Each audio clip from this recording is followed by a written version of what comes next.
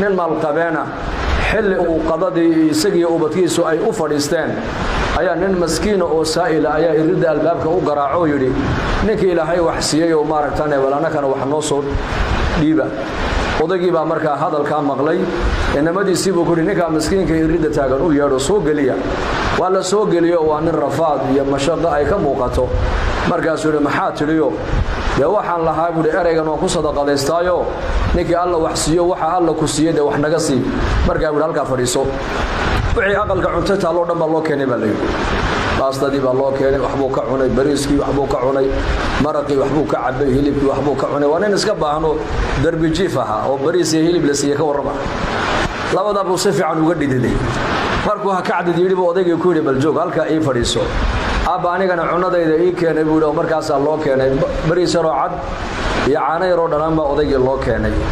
wuxuu yiri anigu waxaan ahay ninka aqalka aad arkayso iyo waxa hanti dhex taala ee hantiilaheed maqashay baan ahay buu laakiin anigu xanuuno badan baan leeyahay oo dhakhtarkayga igu yiri macaan baad leedahay wax macaan ha u dhawaan cholesterol baad leedahay wax dufan ha u dhawaan dhiikar baad leedahay wax dhanaan ha u dhawaan hadda doon inaad sii noolaato caafimaad ku sii noolaatana waxa la igula taliyay bariiska yara cad iyo caanaha dhanaan ka cab la igula taliyay adigina albaabka soo taagto waxa tiri ayaa Allah wax siiyay wixii aqalka cunto lagu kariyay midii la soo dhigay waxbaad ka cunto waad cuntay labadeena keeba marka Ilaahay wax siiyay buu maadigaagan caafimaadka haye wax walba cuni karaya nicmadii runta haysta mise anigaygan maaragtaan cuntada aan doono aanan cuni kareynin ee dhakhtarku igula taliyo bariiska cad iyo caanaha dhanaan ka cun labadeena keeba Ilaahay wax siiyay xaqiiqatan waxa soo baxday labada ninba kana waxba la siiyay kana waxba la siiyay sida darteed dadka adduunyada jooga ninba ninbu tuhmaya mooyaane nin nolosha adduunyada u dhameystiran tahay ma jiro marka daartan adduunyadu sida khatiibka baad ka maqleyseen waa daarul ikhtibaar weeyaan wala inagu ikhtibaaraya mas'uuliyadda ugu weyn ee Ilaahay qofka muslimka uu saarayna waa mas'uuliyadda diin waati nabigeenu calayhi salaatu wasalaam xajjat alwadaa asxaabtiisa markuu meedaanka Carafa uu kula hadlayay khudbad kasto nabigu maalinka uu jeediyo waxa uu ku soo gabagabeeyay lahaa غدا سائلون عني فماذا أنتم قائلون بريتو لو لكي ويدين دوناي محد أورن دونتان مركز صحابة الله يا نشهد أنك قد بلغت الرسالة وحن مركنا هاي رسالة الرب كوسو دي بين النسو غارسيسي أمانة دينا إنا غودتي دينتا إلى هنا هلغن كيغي دبتا هنا دو هلغنتي إلى مارك أمدنا أدو نصلحيسي لأن مركب النبي فرتا سو نبي عرك او تاغو لها اللهم فاشهد إله كم رغهو إله كم رغهو إله كم رغهو مركب النبي عليه الصلاة والسلام صحابتي سو كلها كينا ما أنت شاهد كي إلى جوغي حاضركو كينا مغان غارسيه النبي صلى الله عليه وسلم وأما أنت سودكت آيات القرآن اليوم أكملت لكم دينكم وأتممت عليكم نعمتي ورضيت لكم الإسلام دينا ما أنت دينتي نيدا ما يستريبها إلى حيري نعمت دينا ما أنت دوشينا كتام يلي دينت إسلام كان أنا إني دورتور علي إني قال نقضيبها إلى حيري صحابته حلك واللغو وريجيي والنبي محمد عليه الصلاة والسلام بحلك كو وريجيي أصحاب رسول الله إن حلك دينته way qaadeen sharqan wa qarban halkii ay diinta ay gaarsiiyeen ayaa maanta islaamku ku jooga baa leeyahay meel aliye meeshii nin saxaabi intuu risaalada xambaar uu diinta gaarsiiyay halkii diinta islaamku ma soo dhaafin baa leeyahay marka mas'uuliyadda koobaad ee banka qiyaamada la weydiin doono walaalayaal waa diinta ayaa la weydiin diintuna waa maxay sida ruuxda bini aadanka jirkiisa uu ugu dhaqaaqayo ugu socdo ayaa nolosha dhan ee adduunyadu ay ku taagan tahay diinta islaamka oo waxa maanta adduunyo gaal cad iyo gaal madow aan kula noolahayn kula nool sababtooda inaku kuma taagnine bal gaaladu iyaka sababteena ku taagan lawla bahaa'im ar-rut'a wa shabab as-sujud wa shuyukh ar-ruk'a lam yumtaru hadaynan jirin baa la yiri dhalinyarada ma aragtaan dhalinyarnimadoodii iyo shaytaanka iyo shahawaadkii ka soo reebay naftooda ee ilaahay u sujuudaysa odayada da'da waaweyn ee rukuucdu ay dhibayso ee haddana ilaahay u rukuucaya iyo bahaayimka dambiba aan galabsan ee dhulka daaqaya saddexda hadaynan adduunyada jirin baa la yiri adduunka roobo kuma da'eenba dad badan oo muslimiina aaminsan in gaalada lagu joogo gaalada lagu nool yahay war gaalku sababtaydu ku nool yahay aniga war gaalku adiga sababtaadu ku nool yahay war muslimka ashahaadanaya geedka hoos jiifay ashahaadanaya ee ilaahay rumaysan nabi maxamed rumaysan calayhi salaatu wasalaam muslimka sababtiisa gaaladu ku soo socdaan ee ku cunayaan binas alhadiis buu nabigu ku yiri saacada qiyaamadu ma dhacaysa buu nabigu yiri imani mayso inta arlada dusheeda laga leeyahay la ilaaha illa allah ama arlada korkeeda inta uu joogo qof ilaahay rumaysan oo ilaahay aaminsan saacada qiyaamadu dhici maysa buu nabigu yiri calayhi salaatu wasalaam maalinta qof muslim adduunka laga waayo waxaad ogaataa adduunka ilaahay uu qaato uu duubay ogaada markaas oo nabigu sallallahu alayhi wasallam wakiilaha dabayl baa ka iman doonta min qibal ash-sham dabayl qabow oo udgoon mid kasta oo adduunyada ku nool oo muslima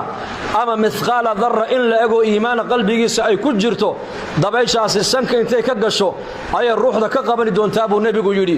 midkiin haduu yiraahdo dabaysha ka orod oo buur caloosheeda ka galna dabaysha intay ka daba tagto ay ruuxda ka soo qaban doontaa buu nabigu yiri calayhi salaatu wasalaam marka dadka muuminiinta adduunka nafta laga wada qabto ee dabayshaasi ay ruuxda ka wada qabato dadka dad ugu shar badan buu nabigu yiri arlada dusheeda ku soo hari doona kuwaas oo wanaagna aanan isfaraynin munkarna aanan iska reebaynin ibliis baa sheekh iskaga soo dhigi doona waxa uu oran doona aniga maadi aqbalaysaan oo maxaad naamraysaa han ku aqbalne waxa uu oran doona asnaamta dib u caabuda kuwaas iyagoo asnaamta caabudaya oo qoryihii iyo shirkigii bartamaha ugu jira ay saacada qiyaamadu ku dhici doontaa buu rasuulku yiri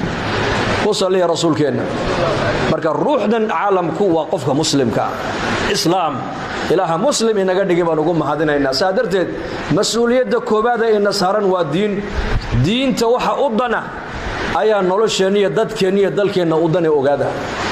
waa meesha Soomaalidu ay tiraahdo waxa ummusha u danaba ilmaha u dana odaga islaamtu markay u dhasho ilmaha cunto u soo dhigi maayo aqalkee islaamta uu nafaqayn timir buu u keeni hilib yar maartan oodkac buu u keeni subag buu u keeni neef yar buu u soo qali waayo nafaqada ilmuhu hooyadii buu ka qaadanayaa halkay Soomaalidu ay leedahay war waxa ummusha u danaba ilmahana u dana war waxa diinteena u dana islaamka ayaa dadkeena iyo dalkeena u dana walaalayaal marka diinta xil baa inaga wada saaran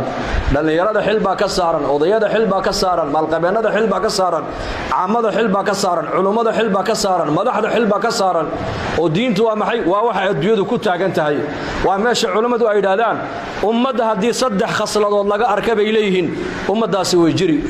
nabadna way ku waari horumarna way hiigsan barwaaqana way heli saddexdaas waa maxay waa cadaalad waa sidq rusheegnimo iyo amaana saddexda ummad hadii laga helo mas'uuliintooda laga helo maalqabeennadooda laga helo caamadooda laga helo culimadooda laga helo qof kasto muslim haduu saddexda khaslo uu ku sifoobo al-adl inuu cadaalad yeesho qofku cadaalad sameeyo iyo inuu amaana uu yeesho qofku uu noqdo amaana xaafide iyo inuu noqdo qofku rusheege saddexda ummaduhu way ku jiraan baaqina way ku noqdaan wayna ku barakoobaan saddexda cagsigeega ana ummaduhu way ku baaba'aan oo way ku dumaan waa saddexde waa dulmiga waa ضد العداله waa khiyaanada waa ضد الامانه waa kidibka waa beenta waa ضد الصدق weeyaan saddexdaan ummaduhu way ku baaba'aan dulmiga way ku baaba'aan khiyaanada way ku baaba'aan beenta way ku baaba'aan saddexda khasladoodna waa saddexda khasladood ummaduhu ay ku baaba'aan ay ku dabar go'aan saddexda hore soo sheegay nabi culimadu leeyihiin waa saddexda ummaduhu ay ku sii baaqi noqdaan ay ku jiraan waana diinteena inagu dhiirigelinaysa saddexdaas in qofka muslimku uu noqdo qof cadaalad sameeya oo yaad cadaalada u sameynaysa marka u horeysa ahibba linnaas ma tuhibbu li nafsika takun musliman bu nabigu alayhi salatu wasalaam waxa naftaada la jeceshahay ee khayra dadka la jeclo bu nabigu yiri islaamnimadaadu markaa bay dhab noqonayeen وخالق الناس بخلق حسن dadka muslimiinta oo kaliya dabeecad wanaagsan kula dhaqan laguma oranay waxa laga yiri dadka oo dhan dabeecad wanaagsan kula dhaqan oo dabeecada wanaagsan waa maxay waa meesha dadka gaalada ay dalkan inagula nool ee dalkan aan kula nool lahay waa meesha diinteena islaamka aan ku gaarsiin karno weeyaan akhlaaq wanaagsan qofka muslimka inuu yeesho marka diinta caamadeena culimadeena dhalinyaradeena xil baa inaga saarane xilkayga nin walba inta kaga soo aadan inuu ummadda u khidmeeyo laga rabaa